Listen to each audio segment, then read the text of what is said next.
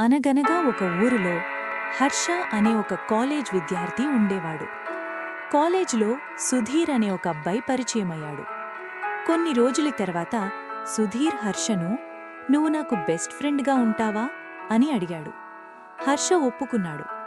అప్పటినుంచి ఇద్దరూ బాగా ఉండేవాళ్లు. హర్ష సుధీర్కు సహాయం చేసేవాడు. సుధీర్ కూడా స్నేహంగా ఉండేవాడు. ఇద్దరికీ ఒకే ఊరిలి జాబ్ వచ్చింది. ఇద్దరూ కలిసి ఒకే రూమ్ తీసుకుని అందులోనే ఉండేవాళ్లు.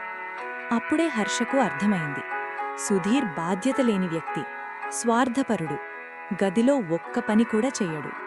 అన్ని పనులు హర్ష మీదే, సహాయం లేదు, బాధ్యత లేదు. అప్పుడే హర్ష తనలో తానే అనుకున్నాడు, అసలు వీడితో ఎందుకు ఫ్రెండ్షిప్ చేశానా అని. కొన్ని రోజుల తర్వాత హర్షకు మరో ఊరిలో ఉద్యోగం వచ్చింది. అతను ఆ ఊరికి వెళ్ళిపోయాడు. సుధీర్ను దూరం పెట్టాడు. అప్పటినుంచి హర్ష ప్రశాంతంగా ఉన్నాడు. ఫ్రెండ్షిప్ అంటే కంపెనీ కాదు, రెస్పెక్ట్ ఉండాలి, రెస్పాన్సిబిలిటీ ఉండాలి. అనవసరమైన ఫ్రెండ్షిప్ని దూరం పెట్టడం సెల్ఫిష్నెస్ కాదు, సెల్ఫ్ కేర్.